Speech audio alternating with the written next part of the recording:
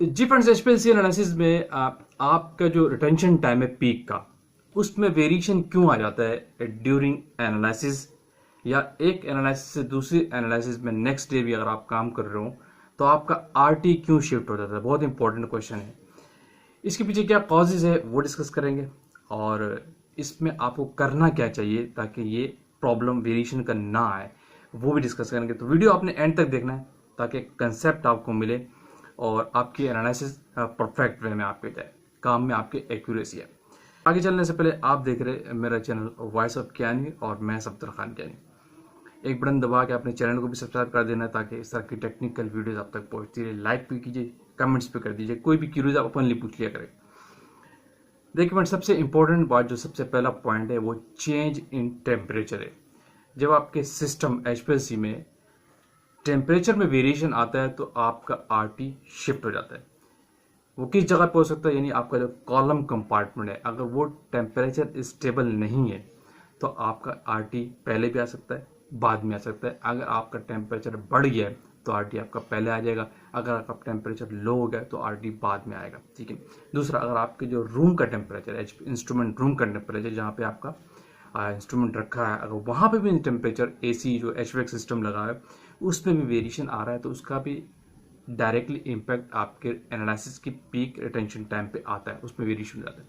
तो इसलिए इस चीज़ को आप अश्योर करें कि आपके स्पेशली खास कर जो कॉलम का टेम्परेचर है वो वेरी ना करे, वो स्टेबल हो, कंपैक्टेड हो, उसमें वेरिएशन नहीं आना चाहिए। और जो इन्वायरमेंट का टेम्परेचर डेफिनेटली उसमें भी आप अवॉइड करें कि उसमें चेंज ना हो। अगर एचवेक चल रहा है तो यूनिफॉर्म कंडीशन में आप काम करें। 1 डिग्री अगर आपका टेम्परेचर वेरी करता है तो +-2% तक आपका आरटी शिफ्ट हो जाता है, जो एक्सेप्टेबल, इससे ज़्यादा भी हो सकता है जो एक्सेप्टेबल नहीं है।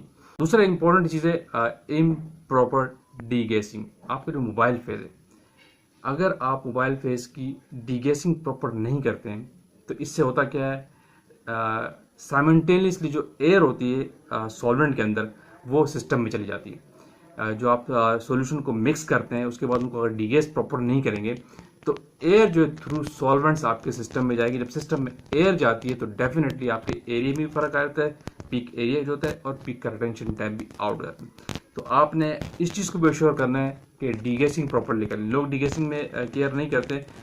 डीगैस सोनिकेटर के ऊपर जब रखते हैं तो मिक्सिंग भी सही तरीके से नहीं करते, उसके अंदर रखने के बाद उसको केप भी नहीं हटाते। गलत प्रैक्टिस है। जब भी सोनिकेटर के अंदर आप अपनी बोतल रखें तो उसका केप ओपन कर दें, उसको कम से कम 5 से 10 मिनट तक सोनिकेशन किया करें। उसके बाद सिस्टम आपको मोबाइल पे स्टेबल हो जाता है, डीगैस हो जाता है प्रॉपरली, जिससे आपके एयर जाने के चांसेस कम होते हैं। ठीक है। तीसरा इंपॉर्टेंट पॉइंट है चेंज इन पीएच। अगर आपने मोबाइल पे इसकी पीएच में वेरिएशन कर दिया जो लिमिट है तो आपका रिटेंशन टाइम आउट हो जाएगा। ठीक है। और इसमें अगर 0.1% भी चेंज करते हैं तो आपका रिटेंशन टाइम 1 से 2% तक वेरी कर सकता है।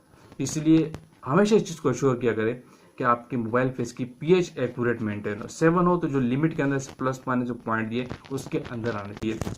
तो इससे होता क्या है कि जो आपके सॉल्वेंट का जो कैरेक्टर है वो चेंज होता है, तो उसमें एसिड बेस वेरिएशन की वजह से, पीएच चेंज होने की वजह से तो आपका रिटेंशन टाइम 100% आउट हो जाता है। इसलिए इस चीज़ को हमेशा अश्योर किया करें कि मोबाइल फेस की जब भी पीएच मेंटेन करें बिल्कुल एक्यूरेटली मेंटेन किया करें, उसमें आप वेरिएशन कभी भी नहीं लाया करें। ठीक है। इससे बहुत बड़ा फर्क पड़ता है, खासकर आपके रिटेंशन टाइम पे।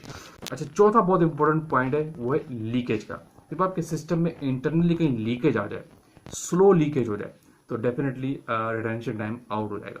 अगर विद रिस्पेक्ट टू टाइम आप काम करते रहेंगे, एक रन पे कुछ दूसरे रन पे कुछ, तो रिटेंशन टाइम आपका चेंज होता रहेगा, क्योंकि सिस्टम में सॉल्वेंट आपका लीक हुआ है, इंटरनली कहीं लीकेज है या किसी पॉइंट से या किसी फिट्स पॉइंट से, किसी भी चेक वॉल से लीकेज है तो आपका रिटेंशन टाइम आउट हो जाएगा। तो इस चीज़ को जब भी अश्योर किया अगर उससे पहले आप एनालिसिस को आगे जा ही नहीं सकते, ना ही आप कर पाते। तो इस चीज़ को आपने हमेशा अश्योर करना है कि सिस्टम में कहीं ना इंटरनल लीकेज हो, ना कहीं सामने जो कॉलम के एंड से इनलेट आउटलेट पर कहीं लीकेज हो, ना ही किसी चेक वॉल पर लीकेज होनी चाहिए। तो लीकेज से आपने बचना है, सिस्टम को अश्योर करना है ताकि आपका रिटेंशन टाइम आउट ना हो। सिंपल ये है, तो आपके कॉलम का इंटरनल एचपीएलसी के अंदर इंटरनल सिस्टम से लीकेज है, कहीं किसी पॉइंट से आगे, किसी ज्वाइंट से आगे, तो रिटेंशन टाइम आपका आउट हो जाएगा। यहाँ पे एक और चीज़ मैं बहुत इंपॉर्टेंट बता दूं, वो है बैक प्रेशर। नंबर 6 पॉइंट है, जब सिस्टम का बैक प्रेशर भी हाई होता है ना, तो उस केस में भी आपका रिटेंशन टाइम आउट हो जाता है। क्योंकि जब सिस्टम का बैक प्रेशर कब होता है, जब सिस्टम के अंदर किसी एंड से ब्लॉकेज आ रही होती है। कॉलम के एंड से कंटामिनेशन गई, मोबाइल फ्लैश से कंटामिनेशन गई, सैंपल के एंड से कंटामिनेशन गई, तो सिस्टम में ब्लॉकेज आती है। कॉलम पे भी आ सकती है, किसी ट्यूबिंग के एंड से भी आ सकती है, यही ब्लॉकेज, यही कंटामिनेशन। तो आपने कंटामिनेशन से अपने सिस्टम को सेव करना है। जो माइक्रोन फिल्टर आपको कहा गया है 0.22 का या 0.45 का, उसके पास करने के बाद सॉल्वेंट को लेके जाए तो सिस्टम में कहीं ब्लॉकेज नहीं आएगी। जैसी ब्लॉकेज आएगी सिस्टम का प्रेशर शूट करेगा, आपका रिटेंशन टाइम डाउन हो सकता है। जब सिस्टम में ब्लॉकेज आएगी तो बहुत बड़ा रोल है। तो इस चीज से आपने बचना है, अपने सिस्टम को अश्योर करना है कि किसी एंड से कोई ब्लॉकेज नहीं आनी चाहिए। क्लियर? तो ये वो इंपॉर्टेंट पॉइंट है। बहुत सारे आपके सवाल थे तो मैं इस पर दोबारा डिस्कस कर रहा हूँ कि क्यों आरटी शिफ्ट होता है और हमें इससे क्या करना चाहिए। तो hope in the and again आपको जो पॉइंट बता दूं कि किस वजह से आपका आरटी शिफ्ट होता है। इसमें नंबर 1 पॉइंट है चेंज इन टेम्परेचर। जब भी टेम्परेचर में चेंज होगा आपका आरटी शिफ्ट हो जाएगा। नंबर 2 पॉइंट है improper degassing of the solvents. ठीक है, इससे भी आपका मोबाइल फ्लैश की आरटी जो है शिफ्ट हो जाएगी एचपीएलसी एनालिसिस के।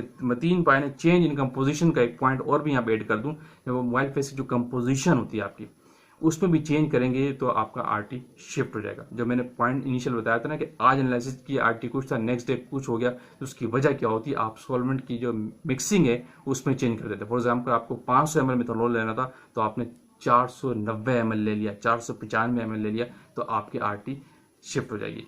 मिक्सिंग जब सॉल्वेंट्स की आप सही नहीं करेंगे, एक्यूरेटली नहीं लेंगे, इसलिए हमेशा ग्रेविमेट्रिकली अपने सॉल्वेंट्स को लिया करें, एक्यूरेटली लिया करें। अगर इम्प्रॉपर सॉल्वेंट की कंपोजिशन लेंगे तो भी आरटी शिफ्ट हो जाएगा। यहाँ पे ये पॉइंट हमेशा बहुत इंपॉर्टेंट नोट कीजिएगा। अच्छा, नंबर 3 पॉइंट था कि चेंज इन कंपोजिशन था, जो मैंने आपको यहाँ बता दिया। इसके बाद चेंज इन पीएच में चेंज करेंगे तो आरटी शिफ्ट होगा।